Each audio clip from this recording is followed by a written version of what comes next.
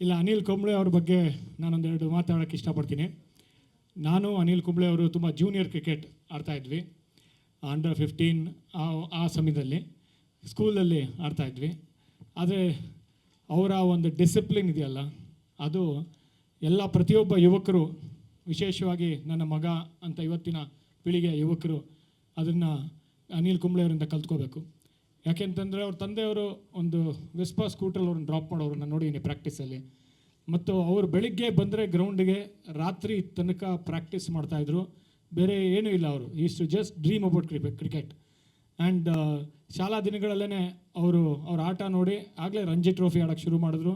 ಆಮೇಲೆ ಕಾಲೇಜಲ್ಲಿ ಇದ್ದಾಗಲೇ RVCನಲ್ಲಿ ಇಂಜಿನಿಯರಿಂಗ್ ಮಾಡ್ಬೇಕಾದ್ರೆ ಭಾರತಕ್ಕೆ ಆಡಿದ್ರು. ಫಸ್ಟ್ ಮ್ಯಾಚಲ್ಲೇ ಮ್ಯಾನ್ ಆಫ್ ದ ಮ್ಯಾಚ್ ಪಡೆದ್ರು. ಅದಾದ ನಂತರ ನಮಗೆಲ್ಲ ಗೊತ್ತಿದೆ, ನಾನೇನು ಅವ್ರ ಬಗ್ಗೆ ಹೇಳಬೇಕಾಗಿಲ್ಲ.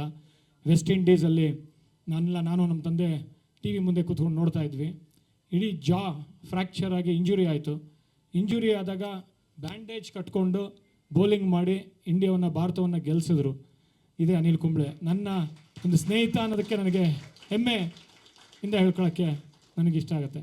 ಅದಾದ ನಂತರ ಅಫ್ಕೋರ್ಸ್ ನಾನು ನಮ್ಮ ತಂದೆನೇ ಮತ್ತೆ ಗಾಂಧಿ ಬಜಾರಲ್ಲಿ ನಮ್ಮ ಮನೆ ಇತ್ತು, ಅಲ್ಲಿ 10 ವಿಕೆಟು ಕ್ಯಾಲ್ಕಟಾಲ್ಲಿ ತೆಗೆದಾಗ ಎಷ್ಟು ಖುಷಿ ಆಯಿತು ಅಂದರೆ, ನನ್ನ ಹಳೇ ಸ್ಕೂಲು ಕಾಲೇಜು ದಿನಗಳು ನೆನಪಾಯಿತು. ಈಡನ್ ಗಾರ್ಡನ್ಸ್ಗೆ ಹೋಗಿದ್ವಿ ಮತ್ತು ಚೆನ್ನೈಯಲ್ಲಿ ಆಡಿದ್ವಿ, ಹೈದರಾಬಾದಲ್ಲಿ ಆಡಿದ್ವಿ. ಆದರೆ ಇವ್ರು ಆಡ್ತಿದ್ದು ಬೇರೆ ಕ್ರಿಕೆಟ್, ನಾವು ಆಡ್ತಾಯಿದ್ದು ಬೇರೆ ಕ್ರಿಕೆಟು. ಅದಕ್ಕೆ ಇವರು ಆ ಮಟ್ಟಕ್ಕೆ ರೀಚ್ ಆದರು. ಸೊ ಅದನ್ನು ಹೆಮ್ಮೆಯಿಂದ ಹೇಳ್ಕೊಳಕ್ಕೆ ಇಷ್ಟಪಡ್ತೀನಿ.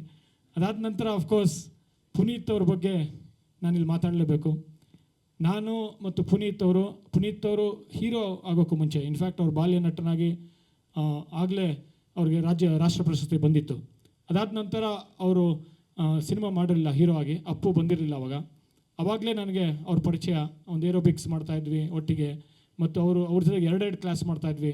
ಫಿಟ್ನೆಸ್ ಬಗ್ಗೆ ಅವ್ರಿಗೆ ಇದ್ದಿದ್ದ ಒಂದು ಸ್ಟ್ಯಾಮಿನಾ ಆಯ್ತಲ್ಲ, ಎಂಡ್ಯೂರೆನ್ಸ್, ಅದಂತೂ ಅದ್ಭುತ. ಮತ್ತು ಅದಾದ ನಂತರ ಅಪ್ಪು ಮಾಡಿದ್ರು, ವಿ ಶಾಂತಾರಾಮ್ ಪ್ರಶಸ್ತಿ ಬಂತು. ನನಗೆ ತುಂಟಾಟನಲ್ಲಿ ವಿ ಶಾಂತಾರಾಮ್ ಪ್ರಶಸ್ತಿ ಬಂತು. ಇದೇ ನಮ್ಮ ಮಾಜಿ ಮಾಧ್ಯಮ ಅಕಾಡೆಮಿಯ ಅಧ್ಯಕ್ಷರಾದ ಶನಾಯಿಗೆ ಗೊತ್ತಿದೆ. ಅವರೇ ನನಗೆ ಆ ನ್ಯೂಸನ್ನು ಫಸ್ಟ್ ಹೇಳಿದ್ದು, ನಿಮಗೆ ಮತ್ತು ಪುನೀತ್ ಅವರಿಗೆ ವಿ ಶಾಂತಾರಾಮ್ ಪ್ರಶಸ್ತಿ ಬಂದಿದೆ ಸರ್, ಬಾಂಬೆಗೆ ಹೋಗ್ತಾ ಇದ್ದೀರಾ ಅಂತ. ಅಲ್ಲಿ ಸಂಜಯ್ ಲೀಲಾ ಬನ್ಸಾಲಿ, ಐಶ್ವರ್ಯ, ದೊಡ್ಡ ಸ್ಟಾರ್ಸ್ ಆಗಲೇ ಆಗಿದ್ದರು. ಅವ್ರ ಮುಂದೆ ಪ್ರಶಸ್ತಿನ ತೊಗೊಂಡಿದ್ದು ಮತ್ತು ನಮ್ಮಿಬ್ಬರಿಗೂ ಯಾರೂ ಗೊತ್ತಿಲ್ಲ ಬಾಂಬೆಲ್ಲಿ. ಅವತ್ತಿನ ಸಂಜೆ ಇಬ್ಬರು ಕಳೆದ್ವಿ, ಊಟ ಮಾಡಿದ್ವಿ ಮತ್ತು ಹಲವಾರು ಹಳೆ ನೆನಪುಗಳು, ರಾಜ್ಕುಮಾರ್ ಸರ್ ಬಗ್ಗೆ ಎಲ್ಲ ಮಾತಾಡಿದ್ವಿ ಮತ್ತು ಒಂದೇ ಫ್ಲೈಟಲ್ಲಿ ವಾಪಸ್ ಬಂದ್ವಿ. ಏನೋ ಕಾಕತಾಳಿ ಅಂತ ಗೊತ್ತಿಲ್ಲ, ನಾನು ಅವರು ಒಂದೇ ವರ್ಷ ಡೆಬ್ಯೂ ಮಾಡಿದ್ದು. ಮತ್ತು ಅದಾದ ನಂತರ ಫಿಲ್ಮ್ ಫೇರ್ ಪ್ರಶಸ್ತಿನೂ ಒಂದೇ ವರ್ಷ ಬಂತು. ಅಫ್ಕೋರ್ಸ್ ಇಲ್ಲಿ ಮಧು ದೈತೋಟ ಇದ್ದಾರೆ, ಅವರೇ ಫಿಲ್ಮ್ ಫೇರ್ ಪ್ರಶಸ್ತಿ ಬಗ್ಗೆ ಹೇಳಿದ್ದು. ಅದನ್ನು ಹೈದರಾಬಾದಲ್ಲಿ ಅವರು ಬಂದಿದ್ದರು. ಆ ಪ್ರಶಸ್ತಿ ಅವ್ರಿಗೆ ಅರಸಿಗೆ ಬಂತು, ನನಗೆ ಐಶ್ವರ್ಯಾಗಿ ಬಂತು. ಆವಾಗಲೂ ಅಷ್ಟೇ ಒಂದೇ ಫ್ಲೈಟಲ್ಲಿ ಹೋಗಿ ಅವತ್ತು ಸಂಜೆ ಎಲ್ಲ ಕಳೆದ್ವಿ. ಆ ಸಮಯಗಳನ್ನ ಇವತ್ತು ಮೆಲುಕು ಹಾಕೋಕ್ಕೆ ಇಷ್ಟಪಡ್ತೀನಿ. ಮತ್ತು ವಾಪಸ್ ಬಂದ್ವಿ. ಅದಾದ ನಂತರ ಅಫ್ಕೋರ್ಸ್ ಐಶ್ವರ್ಯ, ಅದಕ್ಕೂ ಮುಂಚೆ ಐಶ್ವರ್ಯನ ಆಡಿಯೋ ರಿಲೀಸ್ ಅವರೇ ಮಾಡಿದ್ದು. ಅವರು ಅವಾಗ ಆಗಲೇ ದೊಡ್ಡ ಹೀರೋ ಆಗಿದ್ದರು, ಸ್ಟಾರ್ ಆಗಿದ್ದರು. ಐಶ್ವರ್ಯ ದೀಪಿಕಾ ಪಡ್ಕೋಣೆ ಅವರ ಫಸ್ಟ್ ಫಿಲಮು. ಮತ್ತು ಆ ಒಂದು ಘಟನೆಗಳು, ಆನೆಕ್ಡೋಟ್ಸು ಎಲ್ಲ ತುಂಬ ಇದೆ, ಒಂದು ಪುಸ್ತಕನೇ ಬರೀಬೋದು. ಹಿ ವಾಸ್ ಅ ಸ್ಟಾರ್ ಅವಾಗ. ಐಶ್ವರ್ಯ ಆಯಿತು. ಅದಾದ ನಂತರ ಅದಕ್ಕೂ ಮುಂಚೆ ಮೋನಾಲಿಸಾ ಪ್ರಶಸ್ತಿ ಬಂತು, ಸ್ಟೇಟ್ ಪ್ರಶಸ್ತಿ, ನನಗೆ ಬೆಸ್ಟ್ ಫಿಲ್ಮ್ ಬೆಸ್ಟ್ ಡೈರೆಕ್ಟ್ರಾಗಿ. ಅವ್ರಿಗೂ ಅಷ್ಟೇ ಬೆಸ್ಟ್ ಆ್ಯಕ್ಟ್ರಾಗಿ ಬಂತು. ಸೊ ಕಾಕತಾಳಿ, ನನಗೆ ಯಾವಾಗ ಪ್ರಶಸ್ತಿ ಬರ್ತಾಯಿತ್ತು ಅಥವಾ ಅವ್ರಿಗೆ ಯಾವಾಗ ಪ್ರಶಸ್ತಿ ಬರ್ತಾಯಿತ್ತು, ನನಗೂ ಅವಾಗ ಪ್ರಶಸ್ತಿ ಬರ್ತಾಯಿತ್ತು. ಮತ್ತು ಸಿನಿಮಾನೂ ಮಾಡಬೇಕಾಗಿತ್ತು. ನನ್ನ ಒಂದು ವಿಪರ್ಯಾಸ ಅಂದರೆ ಅದು ಅವ್ರ ಜೊತೆ ಸಿನಿಮಾ ಮಾಡೋಕ್ಕಾಗಲಿಲ್ಲ. ಒಂದು ಕಥೆನೂ ಓಕೆ ಆಗಿತ್ತು, ಅವರೇ ಹೇಳಿ ಕಳಿಸಿದ್ರು ಒಬ್ಬ ನಿರ್ಮಾಪಕರಿಗೆ. ಮತ್ತು ನಾನು ಅವಾಗ ಹಿಂದಿ ಸಿನಿಮಾ ಮಾಡ್ತಾಯಿದ್ದೆ. ಒಂದು 15 ದಿನ ಟೈಮ್ ಕೊಡಿ, ಶುರು ಮಾಡ್ತೀನಿ ಅಂದರೆ ಅವ್ರ ಟೈಮ್ ಇರಲಿಲ್ಲ ಅವ್ರಿಗೆ. ಸೊ ಆದರೆ ಇವತ್ತು ನನ್ನ ಮಗ ಪ್ರತಿದಿನಾನು ಪುನೀತ್ ರಾಜ್ಕುಮಾರ್ ಅವರ ಒಂದು ಹಾಡುಗಳಿಗೆ ಡ್ಯಾನ್ಸ್ ಮಾಡಿದಾಗೆಲ್ಲ ಪುನೀತ್ ನೆನಪಾಗ್ತಾರೆ. ಮತ್ತು ಅವರ ಡ್ಯಾನ್ಸ್ ನೆನಪಾಗುತ್ತೆ, ಅವರ ಫೈಟ್ ನೆನಪಾಗುತ್ತೆ, ಮತ್ತು ಆ ದಿನಗಳನ್ನ ನಾವು ಕಳೆದ ದಿನಗಳು ನೆನಪಾಗುತ್ತೆ. ಮತ್ತು ನನ್ನ ಮಗ ಸಮರ್ಜಿತ್ತು ದೊಡ್ಡ ಪುನೀತ್ ಅಭಿಮಾನಿ. ಅವ್ರ ಸಾಂಗ್ಸ್ಗಳಿಗೆ ಯಾವಾಗಲೂ ರೀಲ್ಸ್ ಮಾಡ್ತಾಯಿರ್ತಾನೆ.